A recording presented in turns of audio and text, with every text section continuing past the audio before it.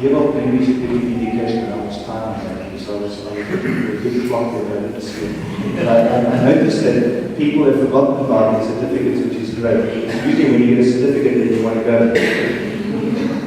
So these 5 letters just give you an indication of how much time I've got. If I need to stop, tell me as well. They're not in a hurry, but So it's another 5 minutes, okay?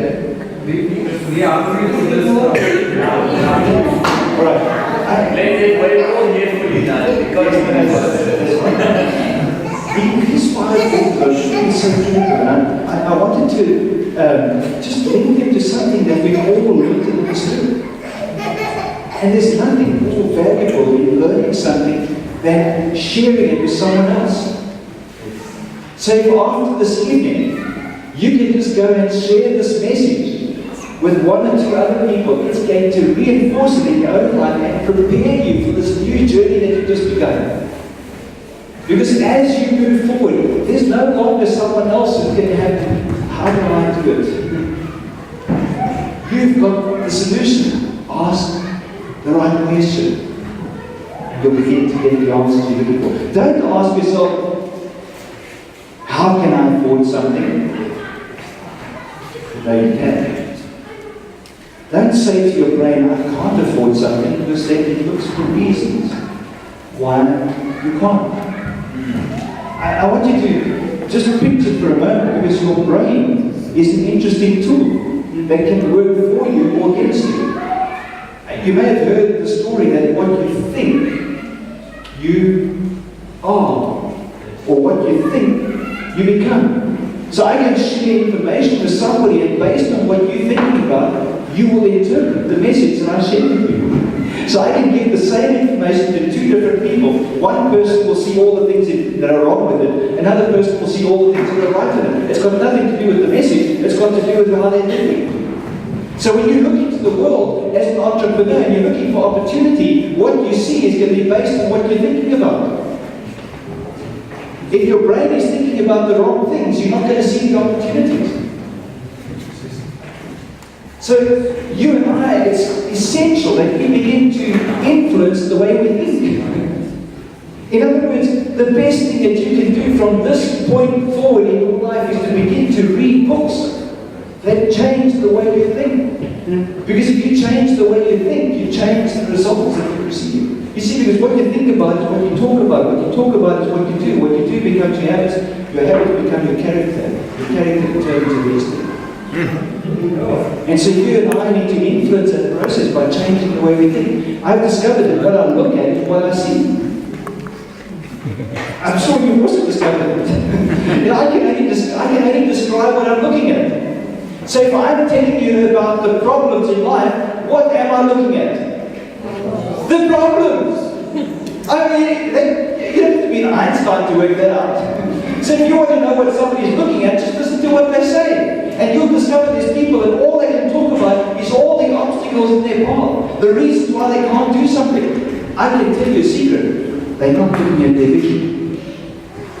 Because if they're looking at their vision, that's what they would be talking about. Sure. And so if you want to change your future, begin to get your eye on the right thing. Yes.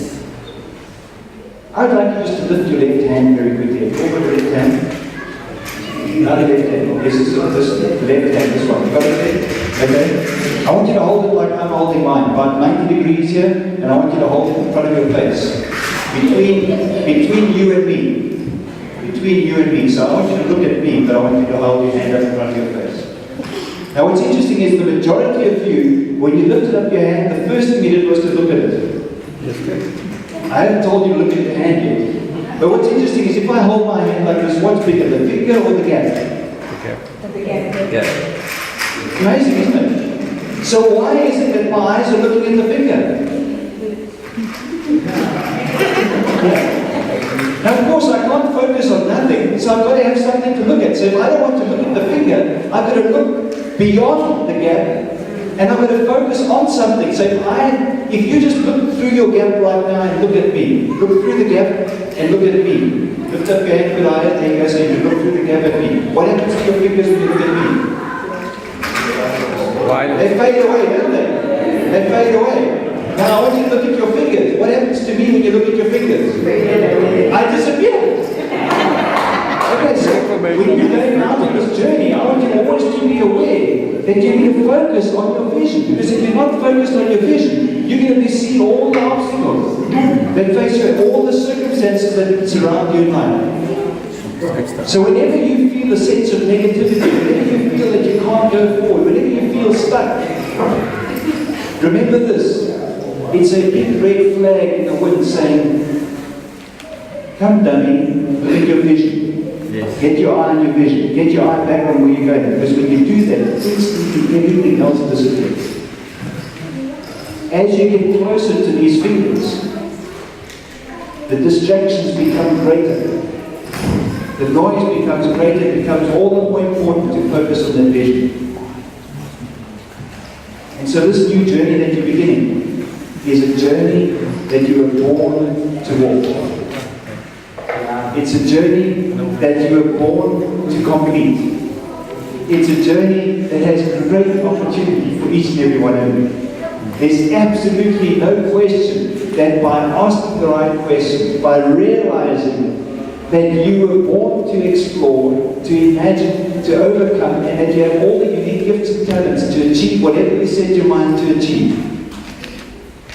If you know those things, then you can begin to step in boldness and in confidence, knowing that every seed that gets planted has the ability to produce a tree, and realizing that you only need one seed to plant a forest.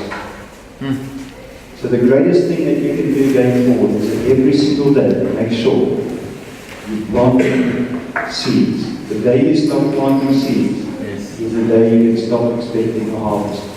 Sure. But if you plant the seed, the harvest will come. Amen. Now look at you this evening. And as I close, I recognize that you are different to me. And the reason I know that is because I was born unique. In the same way, you were born unique. Stop trying to conform and be like everyone else. Your imperfection, if you look at that word, says, I am perfect. It's what you see that separates you from others that makes you the way God intended you to be. I know that as you begin this journey, and you want to turn your ideas that you have into reality, there's a missing link between those two things. Every single person in the city, or in this town, or in your village, or in your community, or in your suburb, every single one, whether they're living in a fancy house or whether they're living in a shack, wherever they might be, every single one of those people has been given with these same 5 gifts. They have dreams, they have ideas, but not everybody's dream or idea becomes a reality. And the reason being is that simply they lack a written, documented plan. The chair that you're sitting on, the hat you're wearing, the shoes you have on, the book you're writing, the watch you have, the cell phone, every single one of those were ideas that somebody took the trouble to write a map and put a master action plan together. So if you want your dreams, your ideas to become reality, take the time to put together a master action plan or map for that to take place. I hope that my message this evening has been short, concise, and something that you're going to go and share with someone else. Because when you do, you're going to learn something that's going to empower you to step forward. It's been wonderful sharing tonight.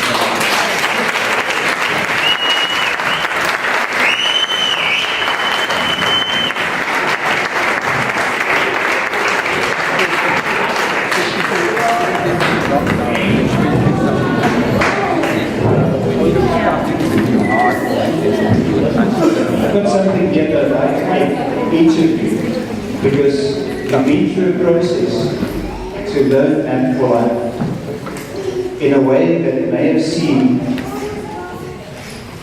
complicated. And And when you first saw the thickness of the book, you may have thought there was work involved. But what I have here in my hand is a copy of the entire Map for Life process on one sheet of paper. Because you've been through the process already, you know how this works. So I'm giving you this as a tool that you can use to go and show someone else how to go through those simple steps of putting together a master African Map for Life. So I'm going to hand this out. It's not for you. You've got the book. It's for you to go and show someone else so that their life too can be impacted in a positive way. And that you can one day say, I share something like that. Okay, so I will give these to the end of each person in the row and just pass it down. Come on, let's give Glen another big